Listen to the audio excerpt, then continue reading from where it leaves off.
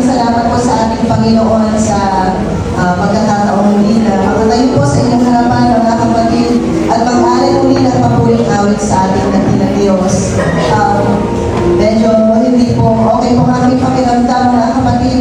Pero ngayon pa lang po, mga kapatid, ay pinigil ko na po ang complete healing, mga kapatid. Hallelujah, na ipagkakaroon ng ating Panginoon. Praise God. At nagpapasalamat po ako, mga kapatid, sa ating Panginoon na hindi po ito naging hadlang, mga kapatid, na hindi po ako makatayo sa inyong harapan. Praise God. Pwede po bang palakpakan po natin muna?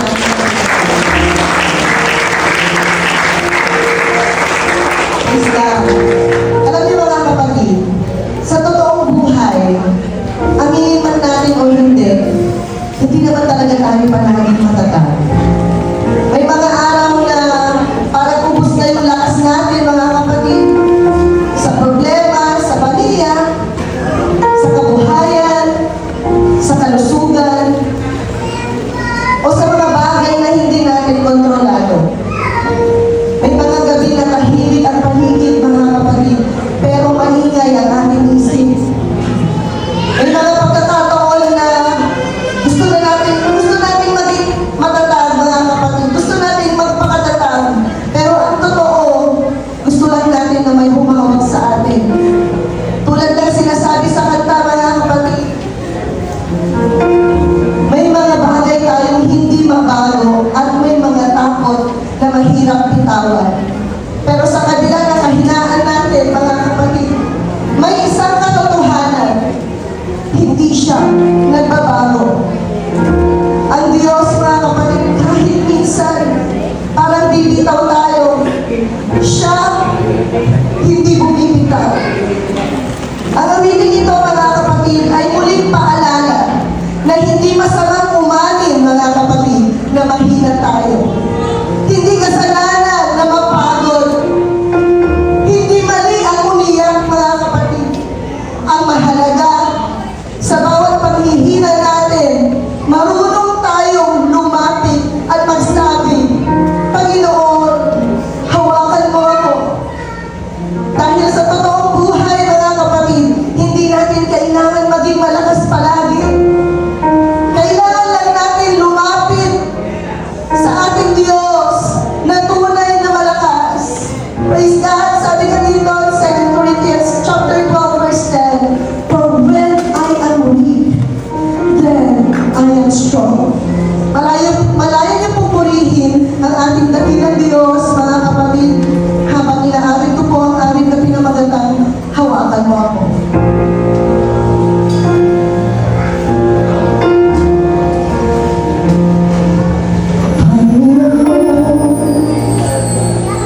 May mga araw na ang lakas ko'y mabilis maubos. Pag sinusubok ako ng buhay, ang ako ay naubos.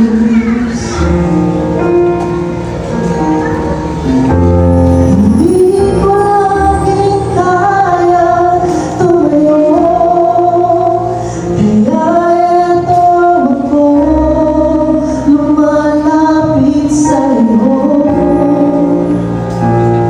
Kahit pilit, minsan nalulunod. Panginoon, hawakan mo ako.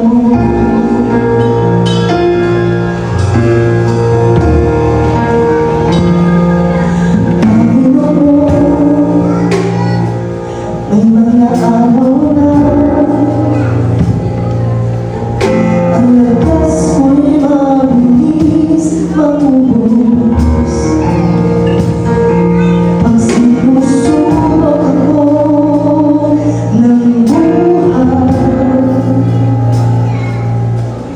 parang ako'y naubos. Hindi ko laging kaya tumayo,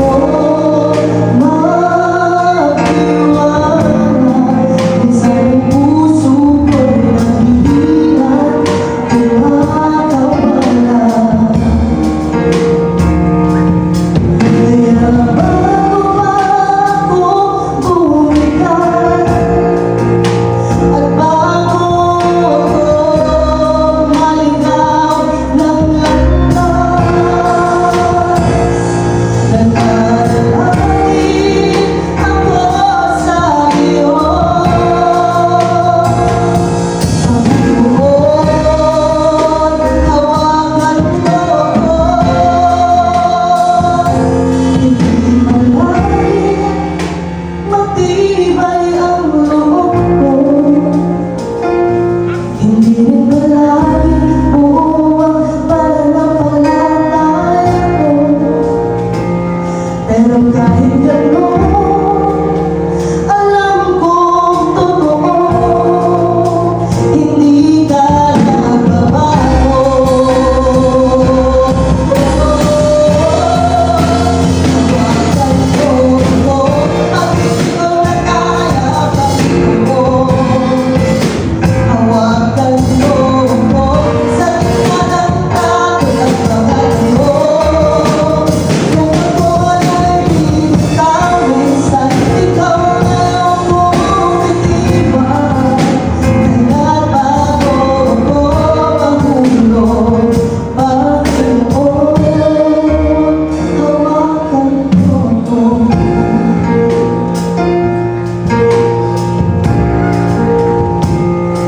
Hindi mo tinatago ang kahinaan ko. Mas kilala mo ako kaysa sa sarili ko. At sa bawat luha na di ko masabi, ikaw ang tumutugon ng tahimik. Panginoon, turuan mo akong sumunod pag nalilito at hindi sigurado. At sa bawat hakbang ng buhay ko, hawakan mo ako, hawakan mo ako. Hawakan mo ako, pag-ibig ko na kaya. Hawakan mo ako, sa gitna ng takot at pag-alyo. Kung ako ay bibitawin, sa ikaw ngayon ko titiwan. Kaya bago ako mahulog, Panginoon, ang isip ko, ikaw ang ilaw, ikaw ang landas ko, pag umibitaw ang mundo.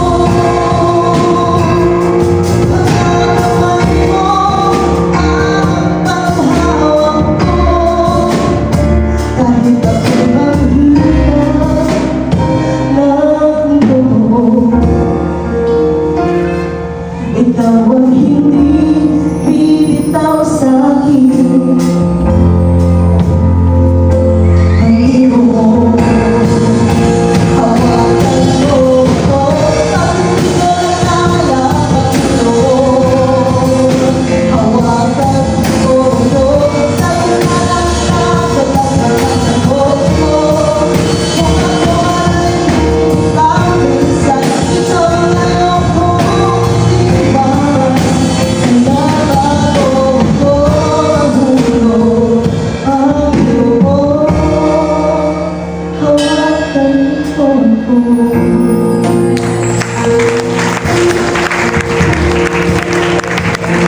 At hanggang sa dulo ng bawat pagsubok at bawat araw, isang panalangin ang lalagin